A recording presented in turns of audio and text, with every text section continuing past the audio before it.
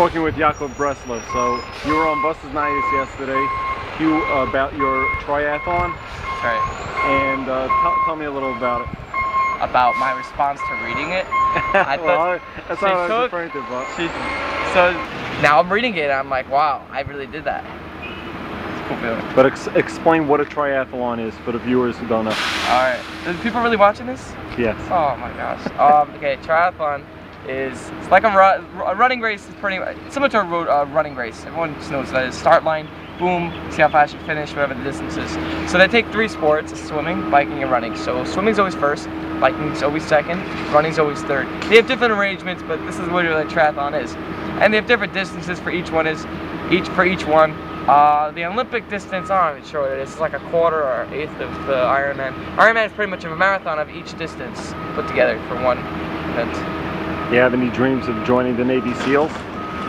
People, funny thing, people will say, oh wow, so you're in shape, so you probably like do the Navy SEALs. The Navy SEALs are like here, my Ironman's like there. Oh, so you're better than the Navy SEALs? Yeah. Really? Wow. This isn't something that looks strong. People like, you know, you go to gym and people are like, that guy has big muscles, he's strong. This is different type. You don't see through, I look like a regular Joe with the shirt. That's really what the beauty of the sport is, because it's not what you look like, it's what you can do, you know? You really have to be motivated to do it, because if you want to look good, go lift weights. Now, what are you wearing around your neck right now? So this is the medal they give out. So most of the time you wear a medal, you know, you wear it for like the day, you wear it for the next day. I'm wearing this for like the next month. Everyone who knows what Ironman is gonna understand. And how many people have stopped you in the street and said, oh, you look familiar. I saw you somewhere on Buses Nice, anywhere? No, not yet. I hope it doesn't happen.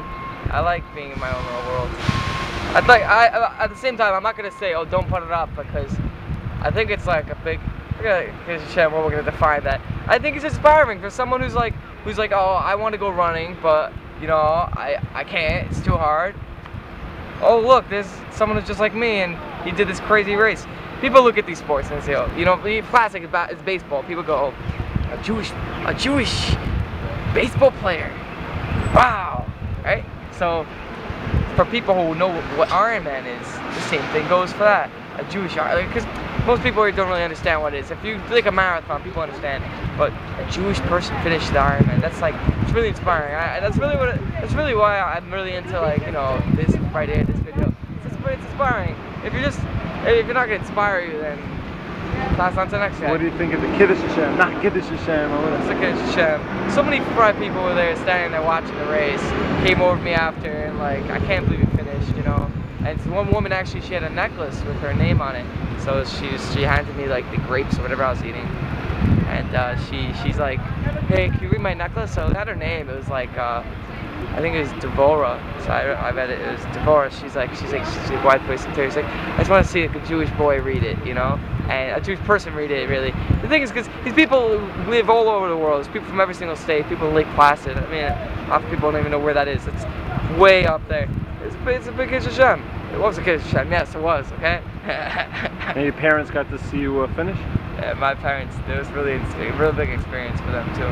Your father's gonna do it now? I asked him actually. I'm like, oh, so you're gonna you know, start running? He's like, no, I hate running even more. I just saw how much pain you were in. No, but it's really, let it inspire you. You know, this is me. But you do your own thing. You run your own short distances. The key is though consistency. You don't one day say I'm gonna do Ironman and just the next day say I can't. You know. And how long was your training? I really committed to this a year ago. I started the year, like you come back from the summer, you're like, okay, you this would bike is the whole every day. Year. You would bike in Flatbush. Where would you train? On the streets? I really had the places for each distance. You can't really bike in Flatbush because it's small. You know, you get to run into people. You might get to people in cars. Prospect Park is and a couple of tickets. No tickets. No, I mean, you stop by every light. It's not worth it. Those 30 seconds. But you know, Prospect Park's like if you're gonna go for like 45 minutes an hour. You go for 2.5 hours. You go to Central Park. I like Long Island. Big and open, and people there are real nice.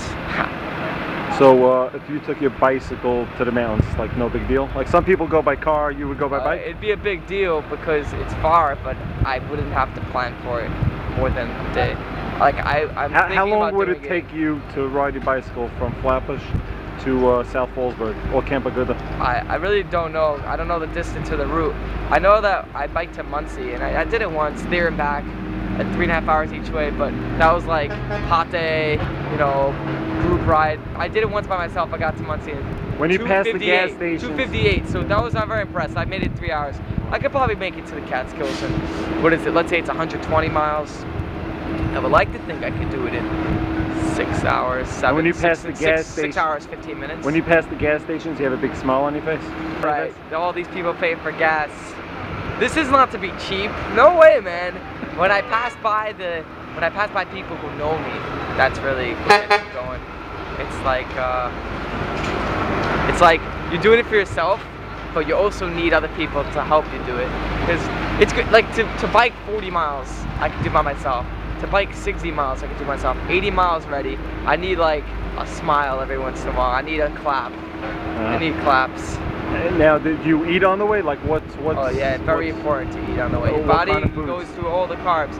You're basically eating, during the race I ate 16-ounce soda? No way, no way. Soda actually you do eat towards the end because your body can't tolerate any food. You eat foods that are easy to swallow, high calories, high carbs. So a lot of bananas. Bananas, but you get sick of bananas after like 6 or 7. They make these gels that are specific for it.